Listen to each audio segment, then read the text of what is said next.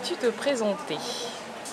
Alors, je suis la sœur Lucéno Passiniclette, membre confirmée de l'OPH, inspectrice spirituelle itinérante.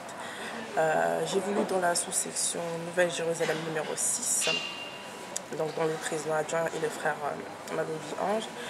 Je suis également présidente adjointe de la chorale de la section de Paris, Nouvelle-Jérusalem de Paris, et également chargée à l'administration au sein de la jeunesse flottante. Donc j'ai 23 ans, j'habite à Nuit-sur-Marne et encore étudiante. Alors, la question suivante est qu'est-ce qui t'a poussé à intégrer la jeunesse flottante? Alors ce qui m'a poussé à intégrer la jeunesse flottante, c'est que le fait que la jeunesse flottante soit là pour les jeunes un peu perdus, entre guillemets, au sein de notre association, ceux qui ne se retrouvent pas dans les autres structures juvéniles, et le fait qu'on participe beaucoup à l'intégration, à l'insertion professionnelle et sociale. Alors ça m'a beaucoup plu parce que j'aime bien aider mon prochain, j'aime bien aider les jeunes, surtout que c'est pas facile ici en France. Des fois on se sent un peu perdu. Et c'est ça, en fait, j'ai intégré la jeunesse flottante pour pouvoir aider tous ces jeunes-là. Très bien. Alors, quel conseil as-tu pour les jeunes et les moins jeunes qui veulent intégrer la jeunesse flottante? Alors les conseils, c'est vrai qu'il n'y a pas de critères particuliers pour entrer dans la jeunesse flottante. La porte est ouverte, tout le monde peut y intégrer, juste avoir de la motivation, de la disponibilité, être prêt à travailler au sein du bureau ou au sein du groupe pour pouvoir faire avancer la jeunesse flottante. Voilà, surtout de la motivation et y aller parce qu'on a envie d'y aller.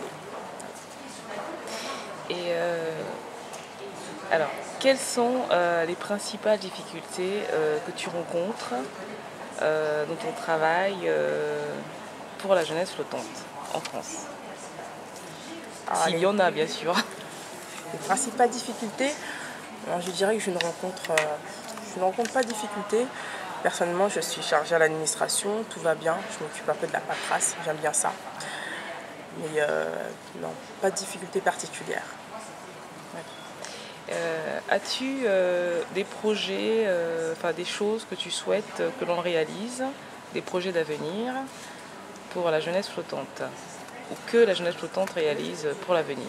Ton souhait à toi, ou tes souhaits bien sûr. Oui, alors là, j'en ai pas mal.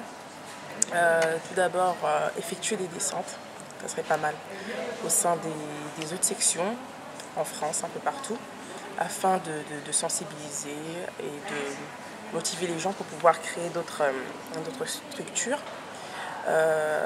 Beaucoup d'activités productives, écho de la joie, théâtre, on a déjà commencé, en ce qui concerne les théâtres, peut-être créer un groupe.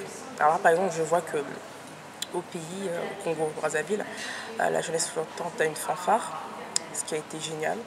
Ils ont aussi un petit groupe des tambourinettes lors des défilés qui sont là avec leurs rubans et leurs tambours, c'est pas mal, ça embellit le défilé.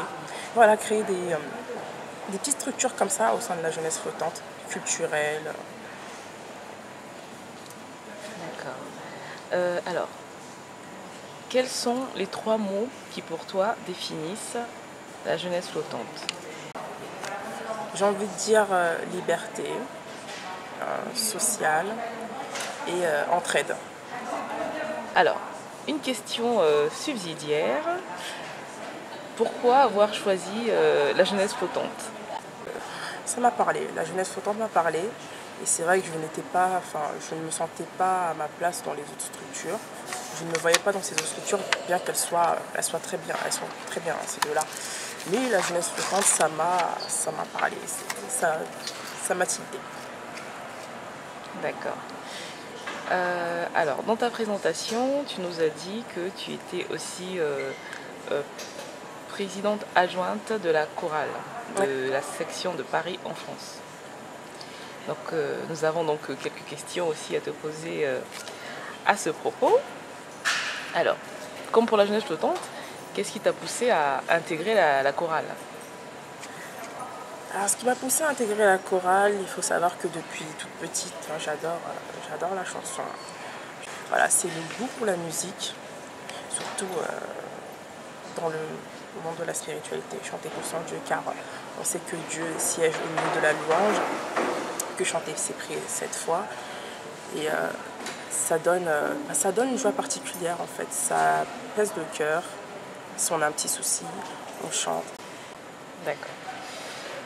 Alors, quel genre de chant interprétez-vous dans la chorale de la section de France, de Paris, France?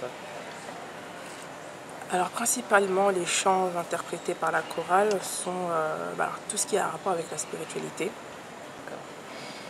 Alors, as-tu des conseils pour les jeunes et les moins jeunes, et les personnes qui hésitent encore à intégrer la chorale? Alors je répéterai ce que j'ai dit pour la jeunesse flottante, de la motivation, du dynamisme. C'est pas facile au début. On apprend à se connaître, on apprend à connaître sa voix, avoir confiance en soi, ne pas être timide et aimer être motivé à chanter pour le Seigneur. D'accord. Alors, si j'ai une voix horrible, est-ce que je peux quand même intégrer la chorale de la section de Paris?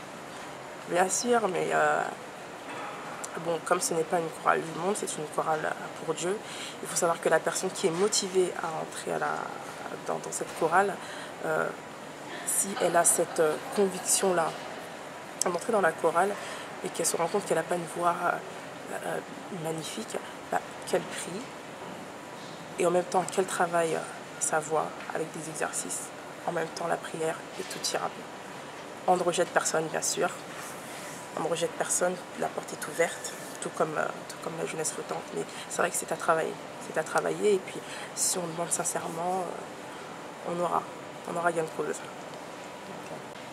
Quel conseil tu peux donner? Parce que quand tu sors d'un embâche, je suppose que la voix, quand tu t'es donné, la voix est un tout petit peu cassée. Donc quel conseil peux-tu donner aux apprentis choristes qui vont commencer ou qui commencent pour apaiser leur voix, pour protéger leur voix après les dommages, bien sûr? Est-ce que tu rentres chez toi et puis tu dors, ou alors il y a des petits secrets, des petites recettes de grand-mère que tu voudrais partager avec nos internautes? Alors, un thé, ça fait du bien avant de dormir le soir. Alors, une avant-dernière question. Donc, quelle est ta chanson préférée? L'ange de l'Éternel. D'accord. Alors, donc du coup, peux-tu nous fredonner une chanson, ou cette chanson ou une autre, pour terminer cette interview? Parce on aimerait bien terminer en musique. Donc, est-ce que tu peux nous fredonner quelque chose? 2 secondes, 3 secondes D'accord. L'ange de l'Éternel, Dieu Yahvé Sébaoth, campe autour de ceux qui craignent son nom. L'ange de l'Éternel, Dieu Yahvé Sébaoth, campe autour de ceux qui craignent son nom. Oh oui, mon Dieu est merveilleux, il est merveilleux, car il fait des choses inimaginables. Oui, mon Dieu est merveilleux, il est merveilleux, car il fait des choses inimaginables. Merci beaucoup pour cette très jolie chanson, très joliment interprétée aussi. Merci. Donc merci beaucoup la sœur Niclette Passy-Lutsemo de nous avoir accordé un peu de ton temps pour cette interview. Merci à vous. Au revoir.